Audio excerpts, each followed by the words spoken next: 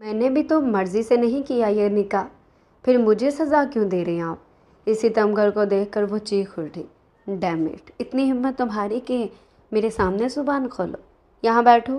وہ اپنی تھائیز پہ ہاتھ رکھ کر اسے وہاں بٹھا گیا۔ شرٹ اتارو اپنی۔ اگلے حکم پہ ریحا کی سانسیں اٹکی۔ اب وہ شرٹ لیس اس کے سامنے بیٹھی زمین میں گڑ رہی تھی۔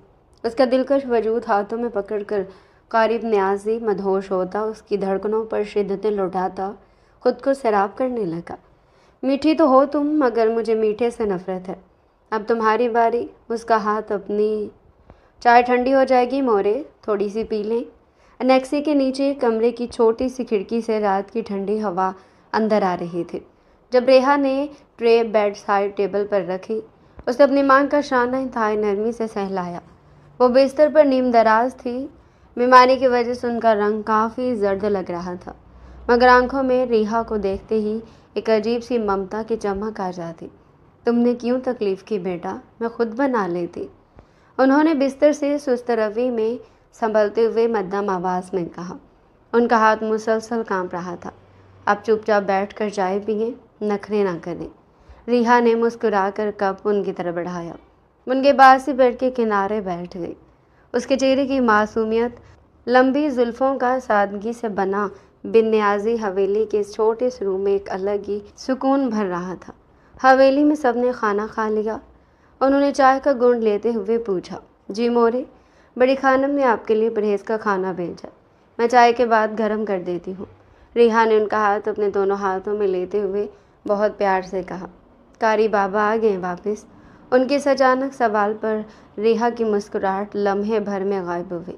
اس نے نظریں جھکا لی، ہاتھ کی انگلیوں کو آپس میں الجھانے لگی۔ مجھے نہیں معلوم مورے، میں تو کچن سے سیدھی یہاں آ گئی تھی۔ ریحا نے بالکل عام سے انداز میں بات ٹالنے کی کوشش کی۔ اس کے لہجے کا ہلکا سا بدلاؤ ان سے چھپ نہ سکا۔ وہ خوب جانتی تھی کہ قریب کا رویہ ریحا کے ساتھ کیسا تھا۔ اسے ہمیشہ حویلی میں ایک بے نام سی حیثیت دینے پر تلا رہتا۔ حویلی کا باقی ہر فرد ریحا کو اپنی بیٹی کی طرح چاہتا تھا۔ اسی وقت روم کے دروازے پر ہلکی سی دستک ہوئی۔ بڑی خانم اندر داخل ہوئی۔ ان کے چہرے پر ہمیشہ کی طرح ایک دھیمی سی مسکراہٹ تھی، مگر آنکھوں میں تھکن صاف نظر آ رہی تھی۔ آپ سوئی نہیں ابھی تک خانم جی؟ بوا نے تکیے کا سہارا لیتے ہوئے سیدھا ہونے کی کوشش کی۔ تم سے کتنی بار کہا ہے بوا کہ بستر سے اٹھنے کی کوشش مت کیا کرو۔ بڑی خانم نے آگے بڑھ کر انہیں واپس لٹایا۔ انہوں نے ریحا کی طرف دیکھ کر اس کے سر پر شفقت سے ہاتھ رکھ۔ ریحا بیٹا، ذرا قریب کے کمرے میں یہ فائل دے آؤ۔ وہ کب سے کال کر کے مانگ رہا تھا۔ اب میں تو چڑھ نہیں سکتی اوپر، حاتم بھی کہیں غائب ہے۔ بڑی خانم نے ہاتھ میں پکڑی ایک نیلے رنگ کی فائل اس کی جانب بڑھاتے ہوئے کہا، تو ریحا کا دل ایک دم سے دک سے رہ گیا۔ وہ کبھی بھی قریب کے سامنے خود سے نہیں جانا چاہتی تھی۔ خانم جی، اگر احان بھائی گھر پر ہیں تو ریحا نے ہچکچاتے ہوئے بات شروع کی ہی تھی کہ بڑی خانم نے اس کی بات کاٹ دی۔ احان تو دوستوں کے ساتھ باہر گیا ہوا ہے، تم بس دے آؤ، وہ کچھ نہیں کہتا۔ بڑی خانم کے اس بھروسے پر ریحا مزید کچھ نہ بول سکے۔ خاموشی سے فائل اٹھا کر انیکسی سے باہر نکل گئی۔ حویلی کا مرکزی راہداری اس وقت بالکل خاموش تھا۔ رات کا کافی وقت ہو چکا تھا۔ ہلکی پیلی لائٹس کی روشنی میں ہر چیز پرسکون لگ رہی تھی۔ ریحا نے قریب کے کمرے کے باہر پہنچ کر ایک گہرا سانس لیا، اپنے حواس بحال کیے۔ دروازے پر 2 بار ہلکی سی دستک دی، مگر پھر جب اندر سے کوئی آواز نہ آئی تو اس نے ہینڈل گھمایا۔ دروازہ کھلا ہوا تھا۔ کمرے میں سفید لائٹ جل رہی تھی۔ قریب اپنی اسٹڈی ٹیبل کے پاس کھڑا فون پر کسی سے محو گفتگو تھا۔ اس نے گہری نیلی شرٹ پہن رکھی تھی، جبکہ چہرے پر روایتی سنجیدگی تھی۔ فائل وہاں رکھ دو، قریب نے فون کان سے ہٹائے بغیر مڑے ہوئے انتہائی سرد سپاٹ لہجے میں کہا، یوں کہ جانتا ہوں آنے والا مطلوبہ چیز لے کر آیا۔ اس کی آواز میں اتنی بے نیازی تھی کہ ریحا کا دل اندر سے کڑ گیا۔ اس نے خاموشی سے فائل ٹیبل کے کونے پر رکھی اور الٹے قدموں واپس مڑنے لگی۔ اور سنو، آئندہ بغیر اجازت اندر مت آنا۔ قریب نے فون کاٹ کر ٹیبل پر رکھتے پلٹ کر آنے والے کو دیکھا، مگر سامنے سے دیکھ کر وہ 2 پل کے لیے ٹھٹک گیا۔ نرمی سے بھری اس کی آنکھوں میں ایک عجیب سی ناگواری اور سرد مہری عود آئی تھی۔ ریحا کے قدم وہیں رک گئے، آنکھوں کی پتلیاں ساکت ہوئی، مگر چپ رہنا تو سیکھا ہی نہیں تھا۔ میں نے دروازہ کھٹکھٹایا تھا، آپ نے ہی جواب نہیں دیا۔ خانم بی نے نہ کہا ہوتا تو شاید میں اب تک پلٹ بھی چکی ہوتی۔ ریحا نے نظر اٹھا کر پہلی بار تھوڑے سے سیدھے لہجے میں جواب دیا، جو مقابل سے بالکل برداشت نہیں ہوا۔ اس کی معصوم آواز میں غصے کی ہلکی سی رمق تھی۔ قارب نے حیرت سے اپنی ایک آبرو اٹھائی، جیسے اسے توقع نہ ہو کہ خاموشی رہنے والی یہ لڑکی اس کے سامنے یوں بول پڑے گی۔ اپنی حد یاد رکھا کرو لڑکی، تمہیں حویلی میں سر پر چڑھا کر رکھا گیا، اس کا مطلب یہ نہیں کہ تم اسے اس لہجے میں بات کرو۔ قارب نے 2 قدم آگے بڑھاتے ہوئے بالکل دھیمے مگر سخت لہجے میں کہا۔ اس کے اتنے قریب آ گیا تھا کہ ریحا کو اس کے سخت تاثرات واضح نظر آ رہے تھے۔ میں اپنی حد جانتی ہوں، آپ کو یاد دلانے کی ضرورت نہیں ہے، ریحا نے تڑپ کر کہا اور بنا اس کے رد عمل کا انتظار کیے تیزی سے کمرے سے باہر نکل گئی۔ قارب کچھ دیر وہیں کھڑا کھڑکی سے باہر دیکھتا رہا۔ اس کے چہرے پر عجیب سا غصہ، الجھن تھی۔ یہ چھٹانگ بھری لڑکی اس کو باتیں سنا کر چلی گئی تھی، زیادہ ہی سر چڑھا لیا ہے سب نے اسے۔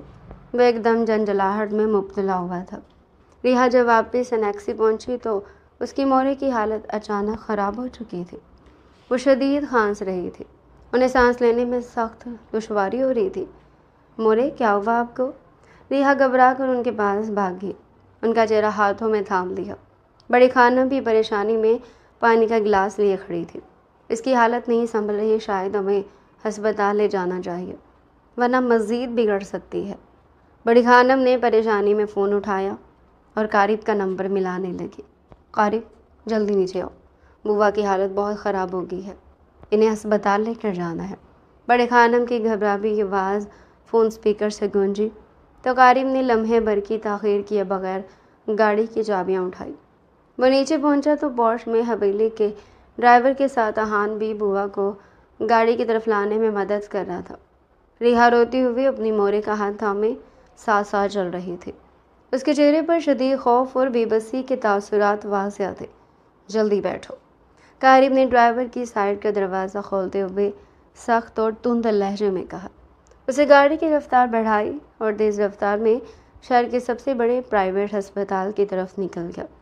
ایمرجنسی وارڈ کی لائٹس کی تیز تفیض روشنی میں بوا کو اسٹریچر پر لے جایا جا رہا تھا۔ ڈاکٹرز نے فوراً معائنہ شروع کیا اور کچھ ہی دیر میں سینئر ڈاکٹر باہر آ گیا۔ ان کی حالت کافی نازک ہے، ہارٹ اٹیک آیا ہے، وہ بھی کافی شدید۔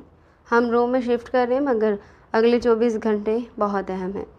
ڈاکٹر کے ان الفاظ نے ریحا کے پاؤں تلے سے زمین نکال دی۔ وہ وہیں راہداری کی ٹھنڈی دیوار کے ساتھ ٹک کر نیچے بیٹھ گئی۔ اس کی ہچکیاں بندھ چکی تھی۔ بڑی خانم نے آگے بڑھ کر اسے اپنے سینے سے لگا لیا۔ حوصلہ رکھو میری بچی، اللہ سب بہتر کرے گا۔ بڑی خانم کے اپنے لہجے میں ممتا کی نرمی اور فکر جھلک رہی تھی۔ قارب دور کھڑا یہ منظر دیکھ رہا تھا۔ اس کے چہرے پر کشیدگی تھی مگر اس نے کوئی بات نہ کی۔ صبح کے قریب ڈاکٹر نے بڑی خانم کو الگ بلا کر بوا کی خواہش کے بارے میں بتایا۔ بڑی خانم فوراً ان کے پاس پہنچے تھے۔ بوا آکسیجن ماسک کے اندر مشکل سے سانس لے رہی تھی، ان کی آنکھوں سے مسلسل آنسو بہہ رہے تھے۔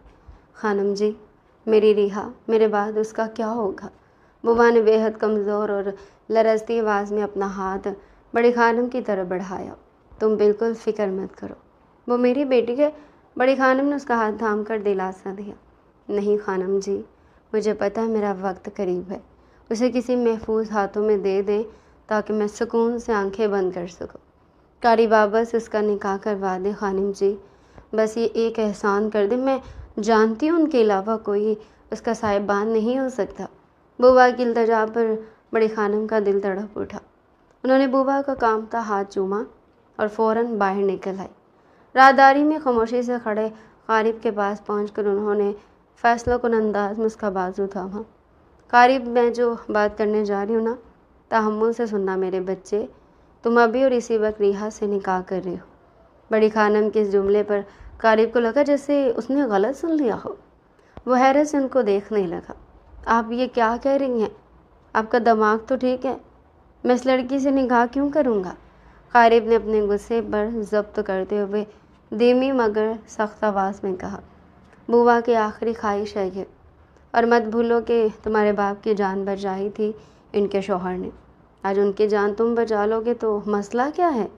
یاد رکھنا قارب، اگر تم نے آج میری بات نہ مانی تو میرا مرا ہوا منہ دیکھو گے۔ بڑی خانم نے اس کی آنکھوں میں آنکھیں ڈال کر حتمی لہجے میں ایموشنل بلیک میل کیا۔ قارب کی مٹھیاں بھیج گئی، اس کا چہرہ غصے سے لال ہو چکا تھا، مگر ضبط کرنا ضروری تھا۔ موری، میں یہ نہیں کروں گا۔ اس نے روتے ہوئے نفی میں سر ہلایا، مگر اس کی سننی کس نے تھی؟ یہاں تو قارب کی نہیں سنی گئی تھی تو پھر اس کے پاس انکار کا کوئی راستہ نہیں تھا۔ کچھ دیر میں نکاح کے مرحلے شروع ہوئے تھے۔ قارب نے شدید ناگواری اور مجبوری کی حالت میں سائن کیے، جبکہ ریحا نے خاموشی سے گھڑتی ہوئی سانسوں کے ساتھ اس کاغذ پر اپنے دستخط ثبت کر دیے۔ نکاح کے تمام مراحل خاموشی سے طے پا گئے۔ 2 گھنٹے بعد ڈاکٹرز نے باہر آ کر بوا کی حالت میں معمولی بہتری کی خبر دی تو سب نے سکھا سانس لیا۔ شام کو قارب جب ہسپتال کی راہداری سے گزر رہا تھا تو اس نے دیکھا کہ ریحا بینچ پر بیٹھی اپنے گھٹنوں میں سر دیے رو رہی تھی۔ وہ اس کے پاس آ کر رکا۔ کس بات کے ڈرامے ہیں یہ؟ ویسے خوش تو بہت ہوگی تم، آخرکار تمہارا مقصد پورا ہو گیا ہے، تمہیں اس حویلی کی بہو کا ٹیگ مل گیا۔ قارب نے اپنے ہاتھ پینٹ کی جیبوں میں ڈالے اور اس پر جھک کر زہر آلود لہجے میں کہا۔ ریحا نے فوراً اپنا سر اٹھایا۔ اس کی سرخ آنکھوں میں قارب کے لیے بے پناہ دکھ اور نفرت کی لکیریں تحریر تھیں۔ ریحا نے اپنی بھیگی آنکھوں سے قارب کو دیکھا اور فوراً اپنے چہرے کے آنسو پونچھے، مگر کچھ نہ بولی۔ اس کا یہ سکوت قارب کے اندر کی ناگواری کو مزید بڑھا گیا۔ وہ بغیر کچھ اور کہے اپنے مخصوص سخت قدموں سے وہاں سے نکل گیا۔ بوا کی حالت اب خطرے سے باہر تھی، مگر ڈاکٹرز نے انہیں کچھ دن مکمل دیکھ بھال کے لیے ہسپتال رکھنے کی ہدایت دی تھی۔ بڑی خانم نے ریحا کو گاڑی میں بٹھا کر حویلی بھجوا دیا تاکہ وہ کچھ دیر آرام کر سکے اور کپڑے تبدیل کر لے۔ حویلی کا وہی شاندار ہال جس سے ریحا ہمیشہ ایک سائے کی طرح گزر جاتی تھی، آج وہاں داخل ہوتے اسے اپنے قدموں تلے زمین غیر محسوس ہوئی۔ قارب کی والدہ یعنی چچی جان نے پورچ میں ہی آگے بڑھ کر ریحا کو گلے سے لگایا۔ ان کے چہرے پر ایک سچی خوشی اور تسلی کے تاثرات تھے۔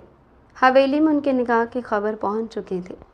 مجھے پتہ یہ سب بہت جلدی میں اور عجیب حالات میں ہوا ہے ریحا، مگر اب تم اس گھر کی عزت ہو اور تمہارا یہاں وہی مقام ہے جو میری اپنی بیٹیوں کا ہے، اور ہم اپنی عزتوں کو بلندیوں پہ رکھتے ہیں، اس لیے پریشان ہونے کی ضرورت نہیں۔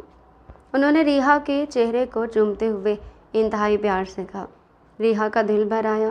اس نے صرف ایک مدھم سی مسکراہٹ کے ساتھ سر ہلایا، مگر اندر کی گھٹن کم نہ ہوئی۔ حویلی کا ہر فرد اسے ایک نئی حیثیت سے دیکھ رہا تھا، سوائے اس شخص کے جس کا نام اب اس کے نام کے ساتھ جڑ چکا تھا۔ دوپہر کے وقت قارب گاڑی پورچ میں روک کر سیدھا اپنے کمرے کی طرف بڑھا تو اس کے چہرے پر رت جگہ اور تناؤ کے اثرات صاف ظاہر تھے۔ وہ ہال سے گزر رہا تھا جب اس کی والدہ نے اسے روکا۔ قارب، ریحا انیکسی والے کمرے میں ہے، تم ذرا جا کر اسے کہہ دو کہ اب وہیں نہ پڑی رہے۔ حویلی کا کمرہ اس کے لیے تیار کروا دیا ہے، وہ اپنا سامان شفٹ کر لے، والدہ نے سمجھاتے ہوئے کہا۔ قارب کے چہرے پر ایک سرد مسکراہٹ ابھری۔ اس کا یہی تو روم ہے جہاں وہ رہتی آئی ہے، وہاں کیا مسئلہ ہے؟ اس نے لاپرواہی سے جواب دیا اور اوپر جانے کے لیے زینہ چڑھنے لگا۔ وہ اب تمہاری بیوی ہے قارب، اپنی ضد اور انا کو تھوڑا کم کرو، میں اس حویلی میں کوئی تماشا نہیں چاہتی۔ والدہ کا لہجہ اس بار قدرے سخت تھا۔ قارب نے ایک لمحے کے لیے قدم روکے، اپنے کوٹ کے بٹن کھولے اور بغیر کوئی جواب دیے اپنے کمرے میں چلا گیا۔ وہ بستر پر لیٹا مگر نیند اس کی آنکھوں سے کوسوں دور تھی۔ اس کے ذہن میں صرف ایک ہی بات گھوم رہی تھی کہ اس معصوم شکل والی لڑکی نے کس طرح اس کی دادی کا سہارا لے کر اس پر اپنا اختیار قائم کر لیا تھا۔ کچھ دیر بعد وہ اٹھا اور قدم خود بخود انیکسی کی طرف اٹھنے لگے۔ انیکسی کے پورچ کا ماحول بالکل پرسکون تھا۔ ریحا ایک چھوٹے سے بیگ میں بوا کے اور اپنے کچھ ضروری کپڑے پیک کر رہی تھی جب دروازے کے چاروں طرف قارب کا قداور سایہ لہرایا۔ ریحا نے پلٹ کر دیکھا تو اس کے ہاتھ وہیں رک گئے۔ قارب دروازے کے فریم سے ٹیک لگائے اپنے دونوں ہاتھ پینٹ کی جیبوں میں ڈالے اسے دیکھ رہا تھا۔ اس کی آنکھوں میں شدید حقارت اور سرد مہری کا طوفان تھا۔ تو سامان پیک ہو رہا ہے؟ بڑے گھر میں شفٹ ہونے کی جلدی ہے؟ قارب نے دھیمی اور طنز سے بھری آواز میں پوچھا۔ ریحا نے اپنا نچلا ہونٹ بھینچا اور بیگ کی زپ بند کی۔ میں ہسپتال جا رہی ہوں مورے کے پاس، مجھے کہیں شفٹ ہونے کا شوق نہیں ہے۔ اسے نظریں ملائے بغیر پرسکون مگر مضبوط آواز میں کہا۔ قریب نے 2 قدم آگے بڑھائے اور اس کے بالکل قریب آ کر رکا، اتنا قریب کہ اس کے شانے سے ریحا کے دوپٹے کا کونا چھو گیا، مگر اس کا انداز اتنا تند تھا کہ ریحا نے خود کو پیچھے سمیٹ لیا۔ تم چاہے اس حویلی میں شفٹ ہو جاؤ یا میری دادی کے سر پر بیٹھ جاؤ، میری نظر میں تمہاری حیثیت اس نوکرانی سے زیادہ کبھی نہیں ہوگی۔ تم نے سب کے ساتھ کھیل کھیل کر کے یہ نام تو حاصل کر لیا، مگر مجھ سے کبھی بھی حق کی امید مت رکھنا۔ قریب نے اس کے چہرے پر جھک کر ایک ایک لفظ پر زور دیتے ہوئے کہا۔ ریحا کے صبر کا پیمانہ لبریز ہونے لگا تھا، مگر وہ خاموش رہی۔ اس کی خاموشی قریب کو مزید اشتعال دلا رہی تھی۔ سن رہی ہو نا تم، یا تمہاری زبان صرف میری دادی کے سامنے چلتی ہے؟ قریب نے اس کے بازو کو اپنی سخت گرفت میں لیتے ہوئے غصے سے کہا۔ چھوڑے میرا ہاتھ۔ ریحا نے تڑپ کر اپنا بازو چھڑوانے کی کوشش کی۔ مجھے کوئی شوق نہیں آپ کے اس نام کا، اور نہ ہی میں نے کسی کو مجبور کیا ہے۔ آپ کے اپنے گھر والے جانتے ہیں کہ سچ کیا ہے۔ مجھے صفائیاں دینے کا شوق نہیں ہے۔ قریب نے اس کی گرفت کو اور مضبوط کیا۔ اس کی چٹان جیسی آنکھوں میں نفرت صاف نظر آ رہی تھی۔ آپ کے گھر والے، وہ اب تمہارے بھی گھر والے بننے کا ڈرامہ کر رہے ہیں، لیکن یاد رکھنا میں اب وہ مقام نہیں دوں گا تمہیں جس کا تم خواب دیکھ رہی ہو۔ قریب نے جھٹکے سے اس کا بازو چھوڑا، جس سے ریحا پیچھے بیٹھ کے ساتھ جا لگی۔ وہ بنا اس کا روتا ہوا چہرہ دیکھے تیزی سے انیکسی سے باہر نکل گیا۔ عجیب سنکی آدمی ہے، خود ہی آ کر خود ہی بول کر چلے گی۔ بھلا کس نے کہا تھا آنے کو؟ عجیب۔ ریحا نے اپنے سرخ پڑتے بازو کو دیکھا اور گہرا سانس لے کر اپنے آنسو بھیگ گئے۔ اسے اندازہ ہو چکا تھا کہ آنے والے دن اس حویلی کی بلند دیواروں کے درمیان اس کے لیے آسان نہیں ہوں گے، اور قریب نیازی کا یہ زہر دن بہ دن مزید بڑھتا جائے گا۔ ہسپتال کی سرد خاموشی ہی خاموشی تھی۔ بوا اب قدرے بہتر ہو چکی تھی۔ ڈاکٹرز نے انہیں جلد حویلی شفٹ کرنے کی اجازت دے دی تھی، مگر ریحا کے اندر کی دنیا یکسر بدل چکی تھی۔ وہ روز صبح حویلی سے بوا کے لیے پرہیزی کھانا لے کر آتی اور سارا دن ان کے پاس بیٹھ کر خاموشی سے وقت گزارتی، لیکن اس کے اداس اور اترے ہوئے چہرے کو دیکھ کر بوا کا دل اندر ہی اندر کڑتا رہتا تھا کہ کہیں ان کی بیٹی ان کے اس فیصلے کی وجہ سے اندر سے ٹوٹ تو نہیں رہی۔ دوسری طرف حویلی میں قریب نیازی کا رویہ دن بہ دن مزید سخت اور چڑچڑا ہوتا جا رہا تھا، کیونکہ گھر کے تمام افراد، جن میں اس کی والدہ، دادو یعنی بڑی خانم اور چھوٹا بھائی احان شامل تھے، ریحا کو خان حویلی کی بڑی بہو کا احترام اور مقام دے رہے تھے، جبکہ قریب کے لیے سب برداشت سے باہر تھا، اور وہ ہر لمحہ ریحا کو اس کا اصلی مقام یاد دلانے کے بہانے ڈھونڈتا رہتا تھا۔ ایک دوپہر جب ریحا ہسپتال سے بوا کی دوائیاں اور ضروری سامان لینے حویلی واپس آئی تو پورچ میں اس کی ملاقات احان سے ہوئی، جو اسے دیکھ کر مسکرا دیا۔ بھابھی، آپ کی ساری چیزیں میں نے کار میں رکھوا دی ہیں، اگر آپ کہیں تو میں آپ کو ہسپتال چھوڑاؤں؟ جس پر ریحا نے بہت نرمی سے شکریہ ادا کرتے ہوئے سر نفی میں ہلایا۔ نہیں احان بھائی، آپ تکلف نہ کریں، میں ڈرائیور کے ساتھ چلی جاؤں گی۔ لیکن وہیں اوپر بالکنی میں کھڑا قریب نیازی اس منظر کو دیکھ کر اندر ہی اندر جل بن گیا۔ اس کی آنکھوں میں شدید ناگواری ابھر آئی، کیونکہ اسے لگتا تھا کہ ریحا اپنی معصومیت کا ڈرامہ کر کے حویلی کے ہر فرد کو اپنے سحر میں جکڑ رہی ہے۔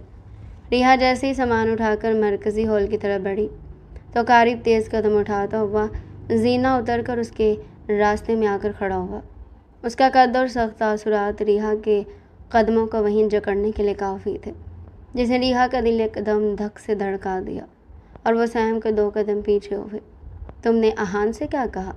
قریب نے اپنے دونوں ہاتھ پینٹ کی جیبوں میں ڈالے، اس پر اپنے زہر آلود اور تحکمانہ لہجے کا وار کرتے ہوئے پوچھا، جس میں واضح طبقاتی غرور چھپا ہوا تھا۔ مگر ریحا نے اپنی نظریں جھکائے بغیر دھیمی آواز میں جواب دیا، میں نے کچھ نہیں کہا، وہ بس بوا کا پوچھ رہے تھے اور گاڑی کی چابی دے رہے تھے۔ تمہیں اس حویلی کے لوگوں کے اتنے قریب ہونے کی ضرورت نہیں ہے ریحا، تمہارا اصل ٹھکانہ یہ ٹھکانہ نہیں ہے، یاد رکھو یہ بات۔ اس لیے حویلی کے وارثوں سے یوں بے تکلف ہونے کی کوشش مت کیا کرو۔ قریب نے اس کے بالکل قریب آ کر اس کے چہرے پر اپنی سخت اور چٹان جیسی آنکھیں گاڑتے ہوئے انتہائی سرد لہجے میں کہا، جس پر ریحا کا جسم کانپ اٹھا، لیکن وہ خاموشی سے سائڈ سے گزرنے لگے۔ مگر قریب نے اس کا راستہ روکتے ہوئے اس کے بازو پر اپنی سخت گرفت جمائی ہوئی تھی۔ میں تم سے بات کر رہا ہوں، اور جب میں بات کروں تو منہ موڑ کر جانے کی اجازت نہیں ہے تمہیں۔ یہ سب کس نے سکھایا؟ ریحا کے صبر کا پیمانہ بالکل لبریز ہو چکا تھا۔ مسلسل کی تحقیر، تانا اور ایسے رویے نے اس کے اندر دبی ہوئی آگ کو بھڑکا دیا تھا، جس سے اس کی آنکھوں میں سرخ ڈورے تیرنے لگے، اور اس نے جھٹکے سے اپنا بازو چھڑوانے کی کوشش کرتے ہوئے قارب کی آنکھوں میں آنکھیں ڈال کر پھٹ پڑی۔ میں نے بھی تو مرضی سے نہیں کیا یہ نکاح، پھر مجھے سزا کیوں دے رہے ہیں آپ؟ اس کا جملہ ہال کی فضا میں بجلی بن کر کوندا تھا، جبکہ یوں چیخنے پر قارب کے ماتھے کی رگیں ابھری۔ تمہاری تو… اگلی پل وہ اس کا ہاتھ تھام کر اپنے کمرے میں لے جاتا اندر داخل ہو کر اسے صوفے کی جانب دیکھ چل گیا۔ یہ سب اتنی جلدی میں ہوا تھا کہ ریحا کو سنبھلنے کا موقع بھی نہ مل سکا۔ اس کی آنکھیں غصے سے لال ہو رہی تھیں۔ Damn it! اتنی ہمت تمہاری کہ میرے سامنے زبان کھولو؟ یہاں بیٹھو۔ قارب نے ریحا کے نازک وجود کو زبردستی اپنے ساتھ صوفے کی طرف کھینچا اور اپنی تھائز پہ ہاتھ رکھ کر اسے وہاں بٹھا دیا، جسے ریحا کی سانسیں حلق میں اٹک گئی اور خوف کی ایک سرد لہر اس کے جسم میں دوڑ گئی۔ کیا کہہ رہی تھی؟ زبردستی نکاح؟ مرضی سے نہیں ہوا؟ مطلب مرضی سے کرنا چاہتی تھی کسی کے ساتھ؟ عجیب آدمی تھا، خود پر وقت نفی کر رہا تھا، اور جب اس نے کی تو برداشت نہ کر سکا۔ زبردستی کا رشتہ نا؟ ابھی بتاتا ہوں کیسا رشتہ ہے۔ شرٹ اتارو اپنی۔ اگلے حکم پہ ریحا کی سانسیں اٹکی، اس کا پورا وجود برف کی طرح ٹھنڈا پڑ گیا۔ اس نے قارب نیازی کا یہ جنونی اور بے باک روپ پہلے کبھی نہیں دیکھا تھا، لیکن قارب کا ہاتھ اس کے لباس کی طرف بڑھا اور لمحوں کے اندر وہ شرٹ لیس اس کے سامنے بیٹھی زمین میں گڑ رہی تھی، جبکہ اس کا وجود خوف اور شرم سے کانپ رہا تھا۔ قارب کی آنکھوں میں نفرت اور دبی ہوئی شدید کشش کا طوفان تھا، جس نے اس کے حواس پر قبضہ کر رکھا تھا۔ وہ جو کچھ سخت کہنے والا تھا، اس کا دلکش وجود دیکھ کر حواس کھوتا، ہاتھوں میں پکڑ کر نشے سے مدہوش رہتا، اس کی دھڑکنوں کو باری باری خود کو سیراب کرنے لگا، جیسے وہ اپنے تمام تر غصے اور انا کی تسکین اسے وصول کر رہا ہو۔ میٹھی تو ہو تم، مگر مجھے میٹھے سے نفرت ہے، قارب نے اس کے کان کے پاس انتہائی گمگیر اور زہرآلود آواز میں سور پھونکتے ہوئے کہا، جس پر ریحا کے آنسو اس کے گالوں پر بہنے لگے۔ دل کرچی کرچی ہوا تھا۔ آئندہ اس رشتے کو اپنی مرضی کے خلاف مت کہنا، ورنہ جان لے لوں گا تمہاری، سمجھی؟ شرٹ کو اس کے منہ پہ پھینکتے نہایت غصے سے بولتا وہ ریحا کو پھوٹ پھوٹ کر رونے پہ مجبور کر گیا۔ اس کے یوں رونے پر وہ بوکھلاتی ہوئے اس کی طرف دیکھنے لگا، جو زاروں کی طرح روئے جا رہی تھی۔ کیا ہے؟ کون مر گیا تمہارا؟ خود ہی اسے شرٹ پہنا کر اسے نظریں چراتا خاصے سخت لہجے میں بولا۔ میرا نہیں، آپ کی مر گئی، وہ بھی غیرت۔ غصے سے بول کر وہ ایک جھٹکے سے اس کی گود سے اٹھی اور بنا پیچھے دیکھے باہر نکلتی چلی گئی، جبکہ جاتے جاتے اسے سلگھانا نہیں بھولی تھی۔ You salary girl. کافی دیر اس کی بات کا مطلب سمجھنے کے بعد وہ بات کی تہہ تک پہنچتا بلبلایا تھا، میں تمہیں چھوڑوں گا نہیں، فتنی عورت۔ اس کا بس نہیں چل رہا تھا ریحا کا گلا اپنے ہاتھوں سے دبائے، مگر وہ ہاتھوں سے نکل چکی تھی۔ افسوس، صد افسوس۔ آہان نے ہال میں داخل ہو کر قارب کے چہرے پر غیر معمولی کشیدگی دیکھی۔ بھائی کیا ہوا؟ آپ اتنے پریشان کیوں لگ رہی ہیں؟ ریحا بھابھی کہاں ہے؟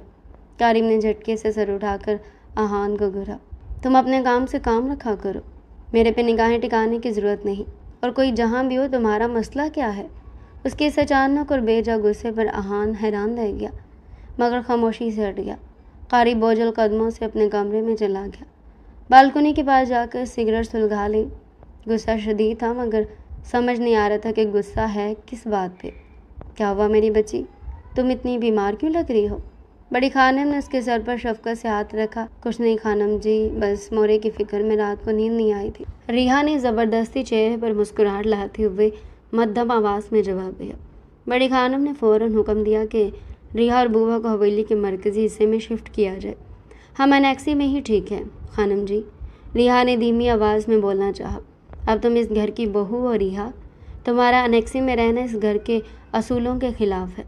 بڑی خانم کے شفقت بھرے انداز نے اس کا بقیہ اعتراض ختم کر دیا۔ انیکسی میں تمام سہولیات موجود ہیں، انہیں زبردستی یہاں حویلی میں لانے کی کیا تک بنتا ہے دادو؟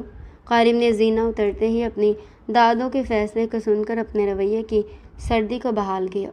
اس کی آواز میں وہی ناگواری اور اینٹ برقرار تھی۔ یہ میری حویلی اور یہاں کے فیصلے میں کرتی ہوں۔ قارب نیازی، تمہیں اگر مسئلہ ہے تو اپنے کمرے تک محدود رہو یا نکل جاؤ اس حویلی سے۔ بڑی خانم نے پلٹ کر اس کی آنکھوں میں دیکھا۔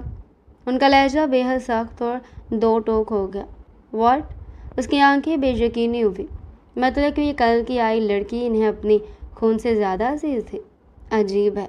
وہ شدید بدمزہ ہوا اور پھر بنا کچھ کہے اپنے جذبات پر قابو رکھتے ہوئے وہاں سے خاموشی سے نکل کر پورچ کی طرف بڑھ گیا۔ اس کی سخت نگاہیں ایک لمحے کے لیے ریحا کی جھکی ہوئی آنکھوں سے ٹکرائی، جہاں خوف کے بجائے گہری بے حسی چھائی ہوئی تھی۔ یہ اس گھر کی بڑی بہو کا حق ہے ریحا، اسے سنبھال کر رکھو۔ ریحا نے اس ڈبے کو دیکھا جس کے اندر بے انتہا خوبصورت زیور تھا، مگر اس کے لیے یہ سب اشیاء اس درد کے سامنے بے معنی تھی جو قارب نیازی نے اسے بخشا تھا۔ سب کے جانے کے بعد بوا نے ریحا کا ہاتھ پکڑ کر اسے اپنے پاس بٹھایا۔ سچ بتاؤ ریحا، قارب نے تمہارے ساتھ کچھ غلط کیا ہے نا؟ ریحا کا دل بھر آیا۔ اس نے اپنی مورے کی گود میں سر رکھ کر آنسوؤں کو چھپانے کی کوشش کی۔ نہیں مورے، ایسا کچھ نہیں ہے، اب بس اپنی صحت کا خیال رکھے۔ بوا نے اس کے سر پر ہاتھ پھیرا۔ ایک ماں کا دل خوب جانتا تھا کہ ان کی معصوم بیٹی اس بلند دیوار کے پیچھے خاموش جنگ لڑی ہے جس کے لگے زخم ظاہر نہیں ہو سکتے۔ شام کو قارب آفس سے لوٹا تو اس کے قدم خود بخود اس کمرے کی طرف اٹھے جہاں ریحا اور بوا موجود تھے۔ دروازے کے پاس پہنچ کر ہینڈل پر ہاتھ رکھا۔ آپ پریشان مت ہو مورے، میں اب بڑی ہو گئی ہوں، اپنا خیال رکھنا اچھی طرح جانتی ہوں۔ اندر سے آتی ریحا کی دھیمی آواز سن کر اس کے قدم رکے۔ قارب نے بغیر دروازہ کھولے اپنا ہاتھ پیچھے کھینچ لیا اور اپنے کمرے کی طرف بڑھ گیا۔ اس کے ذہن پر ریحا کی بے حسی اور لہجے کی سردی ہتھوڑے کی طرح برس رہی تھی۔ اب اس کے ساتھ زبان نہیں لڑاتی تھی، ضد کرتا تھا تو بھی خاموش، نفرت جتاتا تھا وہ بھی خاموش۔ وہ پہلی بار یہ سب محسوس کر رہا تھا۔ اس کے پاس ہر اختیار ہونے کے باوجود وہ اس لڑکی کے دل پر اپنا وہ خوف قائم نہیں رکھ پا رہا تھا۔ تم کہاں جا رہی ہو اس وقت؟ ہال کی تاریک کونے میں کھڑی ریحا نے جستی قدم بڑھائے۔ قارب کی دھیمی اور سخت آواز نے اس کے قدم وہیں روک لیے۔ وہ خاموشی سے پلٹی اور اپنی نظریں جھکا لیں۔ مجھے مورے کے لیے گرم پانی لے کر جانا تھا، ریحا نے بالکل سپاٹ اور بے حس لہجے میں جواب دیا۔ اس کے انداز میں نہ کوئی خوف تھا اور نہ کوئی اضطراب۔ قارب نے 2 قدم آگے بڑھائے، اس کے بالکل مقابل آ کر کھڑا ہوا۔ تم اس حویلی میں گھومنے پھرنے کی زیادہ آزادی مل گئی ہے شاید، قارب نے انتہائی سرد اور تحکمانہ انداز میں کہا۔ اس کے چہرے پر ناگواری چمک رہی تھی۔ میں صرف اپنے کام سے کام رکھتی ہوں، آپ کو بلا وجہ پریشان ہونے کی ضرورت نہیں ہے۔ آپ کی حویلی کا فرش میرے بوجھ سے گھس نہیں جائے گا، ریحا نے بغیر نظر اٹھائے مدھم مگر آواز میں کہا۔ آج کافی وقت بعد وہ اسے یوں جواب دے رہی جو ایک دفعہ پھر سے اسے برداشت نہیں ہوئے جب اس کے دائیں ابرو پر ایک بل ابھرا۔ اس لڑکی کا یوں خوف سے آزاد ہو جانا اس کی حنا پر ہتھوڑے کی طرح لگ رہا تھا، اور خوف میں قید ہو جانا اس کو بے چین کر جاتا تھا۔ وہ خود ہی اپنی حالت سے انجان تھا۔ آئندہ میرے سامنے آنے کی جرأت مت کرنا، قارب نے اس کے چہرے پر جھک کر دھیمی آواز میں انتباہی وار کیا۔ ریحا نے کوئی جواب نہیں دیا۔ وہ خاموشی سے اس کے سائڈ سے گزر کر کچن کی طرف بڑھ گئی۔ قارب کچھ دیر وہیں کھڑا رہا۔ اب اس کے ذہن میں اس کی بے حسی آگ لگا رہی تھی۔ واٹ دا ہیل قارب، چاہتے کیا ہو تم؟ خود ہی اپنی حالت سے جنجلاتا وہ اپنا سر پیٹ گیا۔ صبح کے وقت حویلی کا ماحول حسب معمول پرسکون تھا۔ بڑی خانم ہال میں بیٹھی تسبیح پڑھ رہی تھی اور چچی جان ملازمین کو ہدایات دے رہی تھی۔ ریحا ٹرے میں ناشتہ سجائے بوا کے کمرے کی طرف جا رہی تھی۔ ریحا بیٹا ذرا یہاں آؤ، بڑی خانم نے شفقت سے اسے اپنے پاس بلایا۔ ریحا نے ٹرے ٹیبل پر رکھی اور ان کے پاس آ کر بیٹھ گئی۔ کیسی طبیعت ہے بوا کی اب؟ بڑی خانم نے اس کے گال کو چومتے ہوئے پوچھا۔ جی خانم جی، اب پہلے سے کافی بہتر ہے، ریحا نے ایک دھیمی مسکراہٹ کے ساتھ جواب دیا۔ اسی وقت قارب سیاہ سوٹ پہنے زینہ اتر کر نیچے آیا۔ اس کی سخت نگاہیں فوراً ریحا کے چہرے پر جم گئی۔ قارب ذرا یہاں بیٹھو، مجھے تم سے بات کرنی ہے، بڑی خانم نے انتہائی سنجیدہ اور حتمی لہجے میں کہا۔ قارب نے گھڑی پر وقت دیکھا اور صوفے پر بیٹھ گیا۔ میں آفس کے لیے لیٹ ہو رہا ہوں دادو، جو بات بھی ہے جلدی کہیں، قارب نے اپنی بات برقرار رکھتے ہوئے کہا۔ تم اور ریحا شام کو مال جا رہے ہو، اس کے لیے کوئی ضروری کپڑے اور زیورات خریدنے ہیں۔ بڑی خانم کے اٹل حکم پر قارب کے چہرے کی رنگت ایک دم بدل گئی۔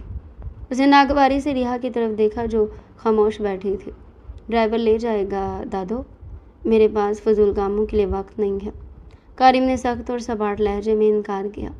وہ گاڑی ڈرائیور نہیں تم چلاؤ گے، اور یہ میرا حکم ہے کارم نیازی۔ بڑی خانم نے تحکمانہ انداز میں بات ختم کی۔ کارم کی مٹھیاں بھیج گئی، مگر وہ اپنی دادوں کے سامنے مزید نہ بول سکا۔ وہ جھٹکے سے اٹھا اور بغیر کچھ کہے باہر نکل گیا۔ شام کے وقت کارم کی گاڑی انیکسی اور حویلی کے مرکزی پورچ کے درمیان کھڑی تھی۔ اس نے ہارن بجایا۔ ریحا سادہ سے سوٹ میں ملبوس خاموشی سے آ کر پچھلی نشست پر بیٹھنے لگی۔ آگے بیٹھو، کارم نے شیشے میں دیکھ کر سخت اور بے حس لہجے میں جواب دیا۔ میں پیچھے ہی ٹھیک ہوں، ریحا نے بغیر کسی جذبے کے جواب دیا۔ میں تمہارا ڈرائیور نہیں ہوں ریحا، آگے بیٹھو ورنہ گاڑی یہیں کھڑی رہے گی۔ کارم کی آواز میں غصے کی شدت ابھری۔ ریحا نے گہرا سانس لیا اور خاموشی سے اتر کر آگے کی سیٹ پر بیٹھ گئی۔ پورا راستہ دونوں کے درمیان ایک دم گھٹن زدہ خاموشی چھائی رہی۔ گاڑی شہر کے معروف شاپنگ مال کے پورچ میں رکی۔ کارم اتر کر آگے بڑھا اور ریحا اس کے پیچھے پیچھے چلنے لگی۔ کارم کا قد اور اس کی بااثر شخصیت لوگوں کی توجہ کا مرکز بن رہی تھی، مگر اس کا چہرہ بالکل سپاٹ تھا۔ ایک شاندار برانڈیڈ ڈریسز کے شو روم میں داخل ہوتے ہی سیلز گرل نے مسکرا کر ان کا استقبال کیا۔ سر، آپ کے لیے کیا دکھائیں؟ سیلز گرل نے کارم کی طرف دیکھتے ہوئے پوچھا۔ ان کے لیے اچھے کپڑے دکھاؤ، کارم نے ریحا کی طرف اشارہ کرتے ہوئے بے نیازی سے کہا، اور خود ایک کونے میں پڑے صوفے پر بیٹھ کر فون میں مصروف ہو گیا۔ ریحا نے خاموشی سے سادہ سے سوٹ پسند کیے۔ یہ بہت سادہ ہے میڈم، ہمارے پاس نیا کلیکشن آیا ہے۔ سیلز گرل نے ایک انتہائی خوبصورت اور قیمتی روایتی جوڑا اٹھا کر دکھایا۔ مجھے سادہ ہی چاہیے، ریحا نے مدھم آواز میں کہا۔ جو دکھا رہی ہے وہی لو، اپنے انکسی والے معیار سے ذرا باہر نکلو۔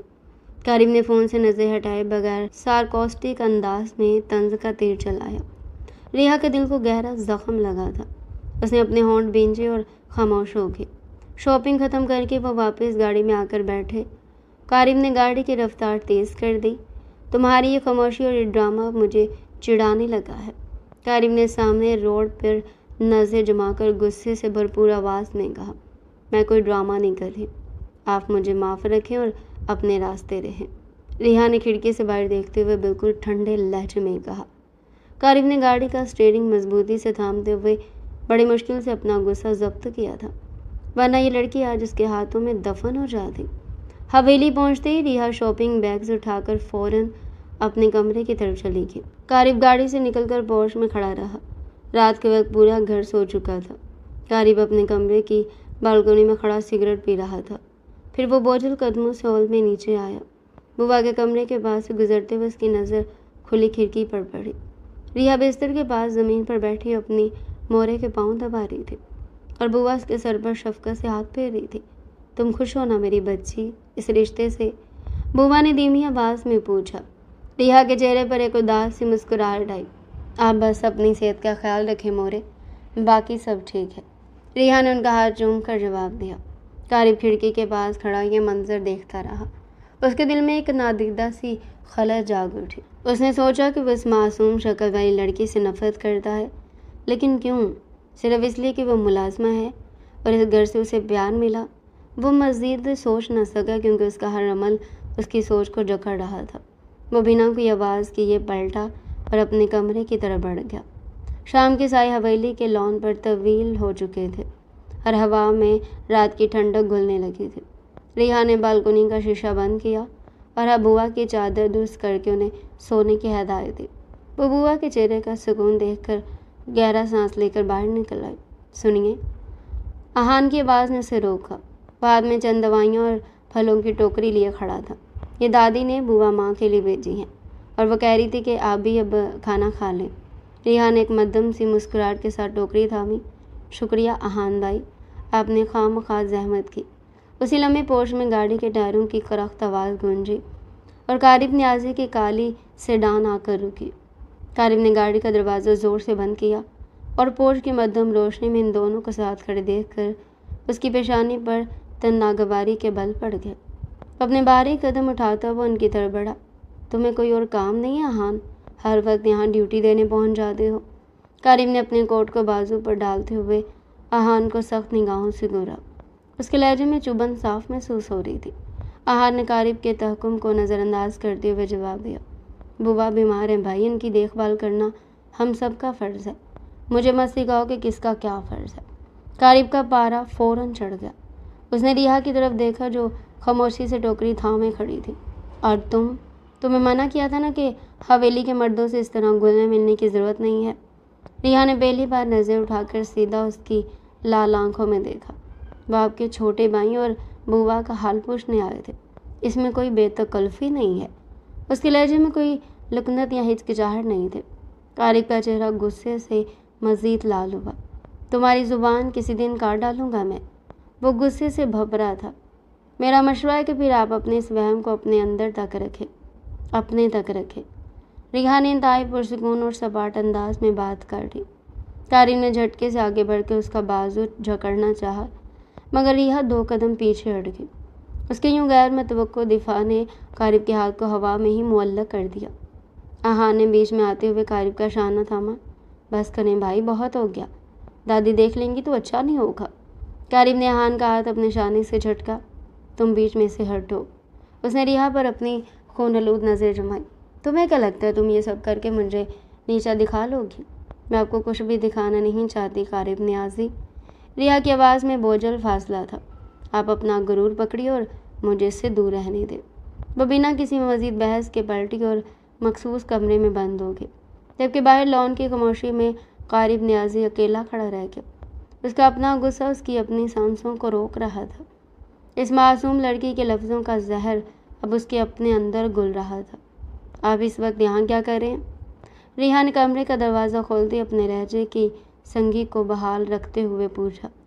बाहर बारिश में भीगा, सिगरेट की तल्ख बू में डूबा कारिब नियाज़ी खड़ा था। उसके चेहरे पर जुनून और करख्तगी चमक रही थी। कारिब ने उसके सवाल को नज़रअंदाज करते हुए अपने भीगे हाथ से उसे एक तरफ धकेला और तेज़ी से अंदर दाखिल होकर दरवाज़ा अपने पीछे धमाके से बंद कर दिया। मेरी बात का जवाब दिए बगैर तुम अंदर जाने का सोच भी कैसे सकती हो? कारिब ने अपनी आस्तीनें ऊपर चढ़ाते हुए उस पर अपने चट्टान जैसे तासुरात का साया डाला। उसकी आंखों में शदीद सुर्ख डोरा तैर रहा था। रिहा ने अपने कदम पीछे न हटाए और उसकी लाल आंखों में सीधी नज़रें गाड़ी। दिमाग पे जोर डालने से समझ आया कि वो आज शाम की बात कर रहा है। उफ, इस मर्द की अना। वो सर झटक कर रह गई। आपको इस वक्त अपने कमरे में आना चाहिए। यहाँ बुआ सो रही हैं और आपका ये रवैया बिल्कुल बर्दाश्त के काबिल नहीं है। बर्दाश्त? तुम मुझे बर्दाश्त के असूल सिखाओगी रिहा? हवेली के मालिक को तुम बताओगी कि उसे कहाँ होना चाहिए और कहाँ नहीं? कारिब ने उसके चेहरे के बिल्कुल करीब झुककर अपनी वजनी और जहरआलूद फूंकें छोड़ी। उसका हाथ रिहा के शाने के पास दीवार पर जा टिका। रिहा ने उसके गर्म सांसें अपने चेहरे पर महसूस की। आप खान हवेली के मालिक होंगे, लेकिन मेरी रूह और मेरी इज़्ज़त पर आपका कोई मालिकाना हक नहीं है। आप सिर्फ एक हादसे के नतीजे में मिला हुआ नाम है और इससे ज़्यादा कुछ नहीं। एक बार फिर कहो ये बात। ज़बरदस्ती के निकाह का दाना तो मुझे दोगी? जिस लड़की की हैसियत इस हवेली के नौकरानी से ज़्यादा नहीं थी, वो आज मेरे सामने खड़ी होकर ये बात कर रही है। कारिब की आवाज़ में सर्द कड़क थी। उसने झटके से रिहा की लरजती ठोड़ी को अपने हाथ की सख्त गिरफ्त में जकड़ लिया। रिहा ने उसकी सख्त गिरफ्त को बर्दाश्त करते हुए कारिब की आंखों में झांका। हकीकत बदल नहीं सकती कारिब नियाज़ी। आप जितना भी ताकत का इस्तेमाल कर लें, मेरी नज़र में आपकी हैसियत अब सिर्फ एक जालिम शख्स की है, जिसकी नफ़रत उसके अपने अंदर का खोखलापन ज़ाहिर करती है। तो फिर इस जालिम की हकीकत को एक बार फिर अच्छे से महसूस कर लो, ताकि तुम्हारा ये ज़म और तुम्हारी ये बेनियाज़ी हमेशा के लिए ख़त्म हो जाए। कारिब ने उसके वजूद को मज़ीद दीवार से पैवस्त किया। उसका दूसरा हाथ रिहा के दुपट्टे को अपनी गिरफ्त में लेकर फेंकने लगा। आप जितना भी गिरना चाहें गिर जाएं, लेकिन मुझे झुका नहीं सकते। रिहा ने कारिब के सीने पर अपने हाथों से दबाव डालते हुए पीछे धकेलने की पूरी ताकत लगाई। कारिब ने उसका दिफा देखा तो उसने उसकी लरजती सांसों को जकड़ना चाहा। कारिब, ये क्या कर रहे हैं आप? बुआ की लरजती और दर्द से भरी आवाज़ ने वहाँ का माहौल मुंजमद कर दिया। वो बाथरूम में थी, मगर बाहर निकल कर जो मंजर देखने को मिला था वो अजीब तर था। कारिब की गिरफ्त सुस्त पड़ गई। उसने झटके से अपना हाथ रिहा के चेहरे से पीछे खींचा। ریحا نے فوراً دوپٹہ اٹھا کر اپنے وجود کو ڈانپا اور تیزی سے بوا کی طرف بھاگی۔ آپ ایسا کیسے کر سکتی ہیں؟ ان کا سانس بری طرح پھولنے لگا۔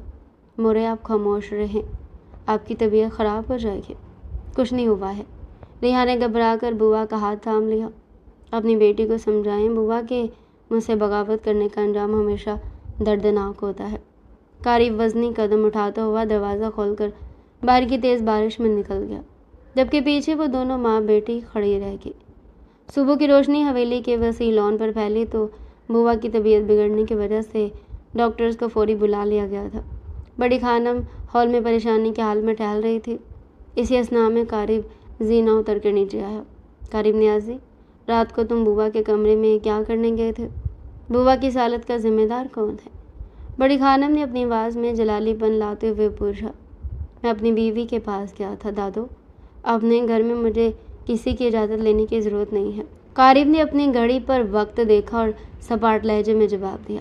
اگر تم نے اس معصوم لڑکی کے ساتھ کوئی زبردستی کی ہے تو یاد رکھنا میں تمہیں اس حویلی کے حقوق سے محروم کر دوں گی۔ آپ ہر وقت اس لڑکی کی طرفداری کرنا بند کریں دادو۔ وہ اس حویلی کی مالکن بننے کے خواب دیکھ رہی ہے اور آپ لوگ اس کے اس ڈرامے میں اندھے ہو چکے ہیں۔ قارب نے اپنے کوٹ کے بٹن کھولتے ہوئے اونچی آواز میں کہا۔ اسی لمحے بوا کے کمرے کا دروازہ کھلا اور ریحا باہر نکلی۔ وہ سیدھی بڑی خانم کے پاس آئی۔ خانم جی، مورے کی طبیعت اب ٹھیک ہے، لیکن میں اب اس حویلی میں ایک لمحہ بھی نہیں رک سکتی۔ مجھے اور میری مورے کو یہاں سے دور جانے کی اجازت دی جائے۔ کیا بکواس ہے؟ تم کہیں نہیں جا رہی ہو ریحا، اس حویلی کی حد بھی پار نہیں کر سکتی تو۔ وہ جو اس کی بات سن کر ساکت ہوا تھا، اچانک ہوش میں آتا دہاڑا اٹھا۔ لاکھ تذلیل سہی، مگر وہ اس کی بیوی تھی، کیسے جانے دے سکتا تھا اسے؟ کیوں نہیں جا سکتی میں؟ ریحا نے سر اٹھا کر اسے دیکھا۔ کیونکہ نکاح میں ہو تم میرے، کہتے ہوئے اس کی زبان لڑکھڑائی تھی۔ آپ کا نکاح صرف ایک کاغذ کا ٹکڑا ہے قارب نیازی، اور جس رشتے میں صرف نفرت، تذلیل اور زبردستی اسے نبھانے سے بہتر ہے کہ انسان اپنی خودداری کو بچا کر جیے۔ آپ کا یہ غرور آپ کو مبارک ہو۔ مجھے آپ کی اس حویلی کی کوئی ضرورت نہیں ہے۔ ریحا بنا پیچھے مڑ کر دیکھے بوا کے کمرے کی طرف بڑھ گئی۔ قارب نیازی خان حویلی کے اس عالی شان ہال میں کئی لوگوں کی موجودگی میں بھی اکیلا کھڑا رہ گیا۔ مجھے روکنے کا حق کھو چکے ہیں آپ قارب نیازی۔ ریحا نے سائڈ ٹیبل سے بوا کا ضروری سامان کا چھوٹا بیگ اٹھایا اور اپنی زرد پڑتی چہرے کی جنبش کو قابو میں رکھتے ہوئے سیدھا ہال کا رخ کیا۔ قارب نے 2 قدموں میں اس کا راستہ روکا اور اس کی کلائی پر اپنی سخت چٹان جیسی گرفت جمائی۔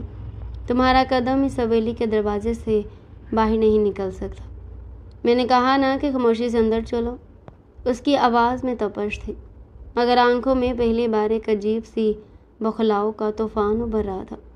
ریحا نے بغیر کی گھبراہٹ کے اپنی کلائی کو اس کی سخت گرفت کے اندر ہی گھمایا اور سیدھا اس کی سرخ پڑتی آنکھوں میں دیکھا۔ آپ کی طاقت کا غرور اس دن ٹوٹ گیا تھا جب آپ نے ایک بے بس لڑکی پر اپنے فیصلے مسلط کیے تھے۔ میں رکنے والی نہیں ہوں۔ ریحا کے لہجے کی برفانی ٹھنڈک نے قارب کے وجود میں ایک سنسنی پھیلا دی اور اس کا ہاتھ خود بخود ڈھیلا پڑ گیا۔ بڑی خانم اور ہان نے پوش میں گاڑی کا دروازہ پہلے ہی کھول رکھا تھا، جہاں بوا کو ہان کے سہارے بٹھایا جا چکا تھا۔ قارب، جانے دو اسے۔ بڑی خانم کی لاٹھی فرش پر زور سے ٹکرائی اور ان کا تحکمانہ لہجہ پورے ہال میں گونج اٹھا۔ قارب نے اپنی دادوں کو دیکھا اور پھر ریحا کے اس پروقار خاموش وجود کو تکا جو بغیر پیچھے مڑے پوش کی طرف بڑھ رہی تھی۔ تم واپس آؤ گی ریحا، تمہارے پاس اس حویلی اور میرے نام کے علاوہ کوئی ٹھکانہ نہیں ہے۔ قارب نے اپنے بھیجے میں سلگتے غصے اور بے بسی کو دباتے ہوئے اونچی آواز میں آخری وار کرنا چاہا۔ ریحا نے پورش کے بالکل کنارے پر پہنچ کر ایک لمحے کے لیے قدم روکے اور بنا مڑے بولا، مجھے آپ کے نام کا آسرا کبھی چاہیے ہی نہیں تھا۔ آپ اپنی اس حویلی کے ساتھ تنہا رہے۔ وہ گاڑی میں بیٹھ گئی اور گاڑی پورش سے نکل کر خان حویلی کے بڑے لوہے کے پھاٹک کو عبور کر کے شہر کی سڑک پر غائب ہو گئی۔ قارب پورش کی ٹھنڈی ماربل پر اکیلا کھڑا رہا۔ اس کے ہاتھ میں سگریٹ کا دھواں ہوا میں تحلیل ہو رہا تھا، لیکن اس کے اندر کا غرور ایک شدید دھماکے کے ساتھ ریزہ ریزہ ہو چکا تھا۔ دن گزرتے گئے اور خان حویلی کے ہر کونے میں خاموش سا سناٹا پھیل گیا۔ قارب دن رات اپنے آفس کے کاموں میں خود کو مصروف رکھتا، مگر جب بھی وہ شام کو حویلی کے ہال میں داخل ہوتا تو اسے کمرے کی طرف جانے والی راہداری میں ریحا کا وہ پرسکون اور بے نیاز روپ یاد آتا۔ اس نے اپنے ڈرائیور اور ریحان سے پتہ کروایا تھا، وہ بے خبر ہوتے ہوئے بھی باخبر رہتا تھا۔